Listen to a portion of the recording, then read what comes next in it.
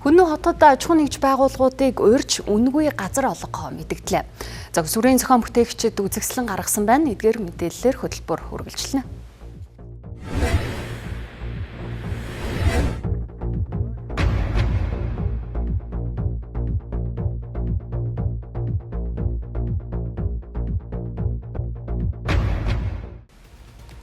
Баканга хөшгийн хүндэд чиглэлийн 102.5 км салбар төмөр замын бүтээн байгуулалт хөшгийн хүндэд өнөөдөр эхэллээ.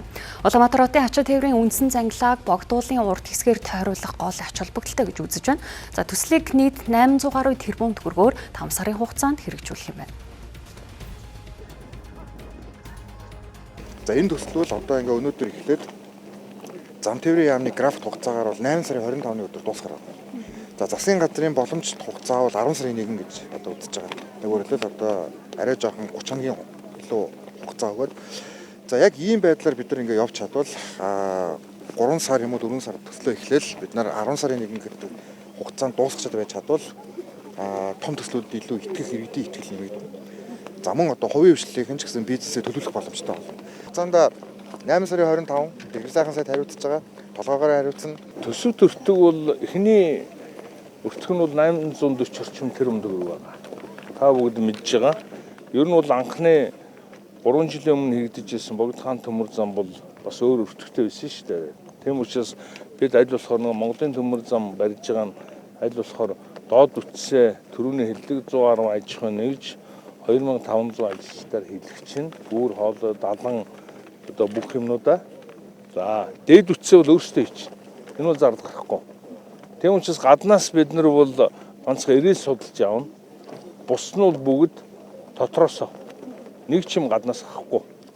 Төмөр зам нийтдээ 102.5 км урттай, 1520 мм цайрагтай, 3 өртөө, 4 зөвлөгтэй, 2.5 км урт гүүрэн байгууламжтай.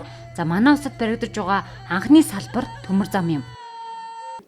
Энэ төмөр замын төслийг хэрэгжүүлснээр бүтээн байгуулалтын хугацаанд 3000 орчим төр ажлын байр.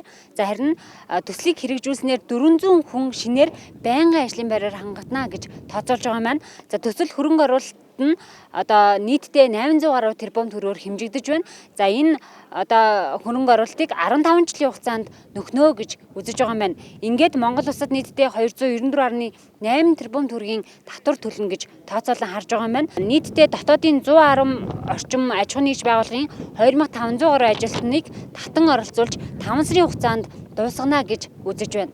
Терминалын нэг ач холбогдол нь болохоор замын уудын өртөө маань өргөдөхөд Тэнжинээс Чингэлэг саадгүй ороод ирэхээр Улаанбаатарт терминал маань бас хүрэлцэхгүй болох эрсдэлтэй байсан.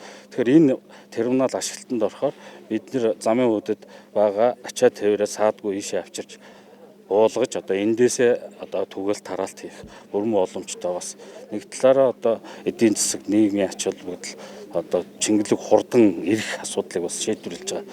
Энэ хоёр бол уялдаатай юм хоёр төсөл байна. Баканга хөшгийн хүндэд чиглэлийн төмөр зам ашиглалтанд орсноор нийслэл Улаанбаатар хот тээвэр логистикийн гол зангилаа бүс болох хөшгийн хүндэтэй төмөр замаар холбогдож улс орны хөгжилд стратегийн чухал нөлөө үзүүлнэ гэж албаныхан үзлээ.